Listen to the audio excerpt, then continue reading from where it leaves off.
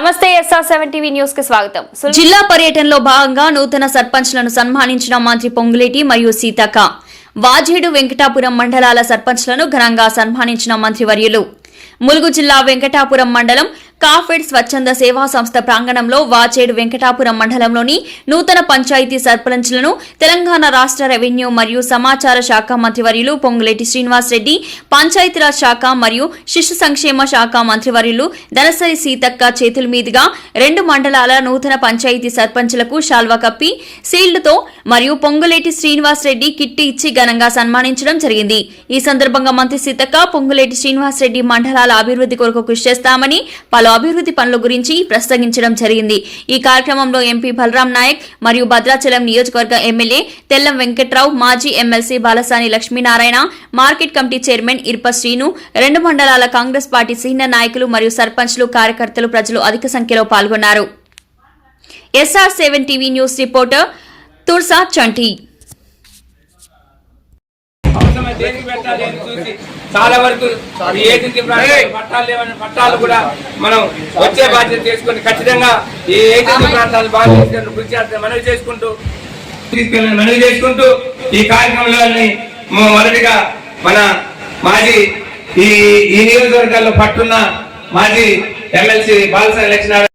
ఈ ప్రభుత్వం అనేక ప్రణాళికలు చేపట్టి అది పేదవాళ్లకు అందిస్తున్న దాంట్లో భాగమే రాష్ట్రంలో ప్రతి నియోజకవర్గానికి 3500 ఇళ్లు ఇచ్చాం మొదటి విడత. కానీ ఇటు ములుగు గాని, ఇటు భద్రాచలం గాని, అటు పెన్నపాక గాని, అటు అశ్వరాపేట గాని ఈ గిరిజన ప్రాంతాలు ప్రత్యక్షంగా ఆనాడు ప్రతిపక్షంలో ఉన్నప్పుడు నేను చూశాను. చాలా పూరు గుడిసెలతో నివసించడానికి చిన్న టాపర్లు కట్టుకొని నివసించే కుటుంబాలు, వేలాది కుటుంబాలు ప్రతి నియోజకవర్గంలో స్పష్టంగా చూశాం. దాన్ని దృష్టిలో పెట్టుకొని ముఖ్యమంత్రి గారి సూచనలతో, అక్క చొరవతో ఈ గిరిజన ప్రాంతానికి అదనంగా ఇవ్వాలని మొదటి విడత ఇచ్చాం. ఒక్కసారి ఇచ్చామని చెప్పి చేతులు దులుపుకొని పోయే ప్రభుత్వం ఇస్తున్నాం, మళ్ళీ ఇస్తాం. మీరెన్నుకున్న ఈ ప్రభుత్వం ఇందిరమ్మ ఇళ్లు ఇచ్చే బాధ్యత మాది అని కూడా ఈ వేదిక ద్వారా మీకు తెలియజేస్తున్నాను. ఏదో ఇచ్చామంటే ఇచ్చినట్లు కాదు, కాగితం ఇచ్చేసి డబ్బుల కోసం ఆఫీసుల చుట్టూ తిప్పుకునే ప్రభుత్వం కాదు. ప్రతి సోమవారం నాడు టెన్షన్ గా 1వ తారీఖు నాడు ఉద్యోగస్తులకు జీతాలు ఎలా ప్రభుత్వం జమ చేస్తుందో అదే పద్ధతిలో ₹1 కూడా లంచాలనే మాట వినపడకుండా ఉండే విధంగా డైరెక్ట్ గా మీ ఖాతాలో ఇందిరమ్మ ఇళ్లు జమ చేస్తున్న ప్రభుత్వం, మీరు ఆశీర్వదించి దీవించిన ప్రభుత్వం. అంతేకాదు ఈనాడు 10 సంవత్సరాలు పరిపాలించిన ఆ త్వరలో ఒంటి నిండా విషాన్ని నింపుకొని ఎలా విషం కక్కుతున్నారో చూస్తున్నాం.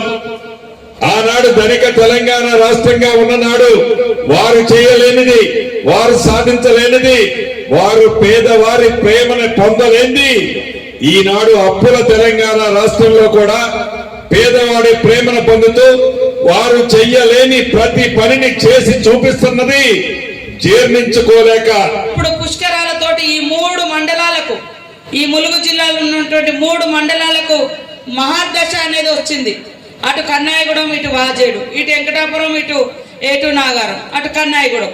ఈ దేవాలయాలు కానీ, పుష్కర ఘాట్లు కానీ, అదే విధంగా మరి ఆ చుట్టుపక్కల ఉన్న గ్రామాలకు కానీ అభివృద్ధి అనేది జరుగుతుంది.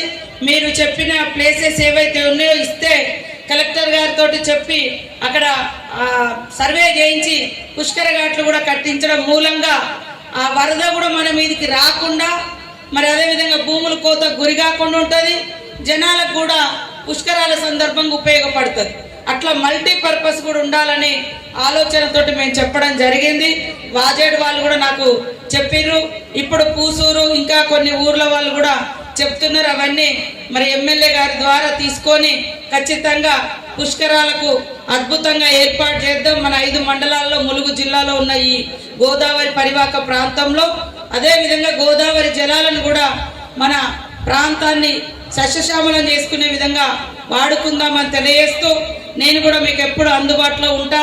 ఏ సమస్య ఉన్నా సర్పంచులు, మరి అటు ఎమ్మెల్యే గారు, ఇటు నేను, అటు ఎంపీ గారు, అటు ఇంకా అటు పోతే అన్న సీనన్న గారు అందరూ ఉంటారు. కాబట్టి మీరు అలర్ట్గా ఉండాలి, యాక్టివ్గా ఉండాలి. ఏ సమస్య ఉన్నా కూడా ఎట్లా పరిష్కారం అయితే అక్కడికి వచ్చి ఎలాంటి మొహమాట పడకుండా, మనోళ్ళందరికీ మొహమాటం ఉంటుంది వాస్తవానికి, ఏమంటారో పోతే ఎట్లుంటుందో అని. ఇక ఎన్ని రోజులు అట్లనే ఎన్నుకోపోతే ఇంకా ఈ ఊర్లు అట్లనే పోతాయి. అమ్మ అడగందే అన్నం పెట్టదు. కాబట్టి మనము ఇదేదో నీ యొక్క పర్సనల్ కోసం కాదు, ఊరి కోసం, మన కోసం అడగాలంటే బాధపడాలి, ఇబ్బంది పడాలి. కానీ జనం కోసం అడగడానికి ఎలాంటి ఇబ్బంది పడకూడదు, ప్రజల కోసం అడగడానికి ఇబ్బంది పడకూడదు. కాబట్టి ప్రతి సర్పంచ్ గ్రామంలో సభ పెట్టుకొని ఎన్ని సమస్యలున్నాయో ఫస్ట్ నోట్ చేసుకోండి, ఒక బుక్ పెట్టుకోండి. దాంట్లో ఇప్పుడు తక్షణంగా తక్కువలో ఎక్కువ బెనిఫిట్ ఏమవుతుంది, ఇప్పుడు వచ్చే డబ్బులల్లా మంచినీటి సమస్య ఉందా, లేదా లైబ్రరీ కావాలన్నా, లేదా అంగన్వాడీ కావాలన్నా, డ్రైనేజ్ కావాలన్నా, లైటింగ్ సిస్టమా, డంపింగ్ యార్డా, ఇంకేమేమి ఉన్నాయో ఫస్ట్ వాటిని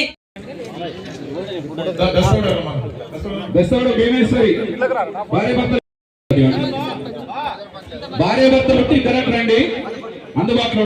ఈరోజు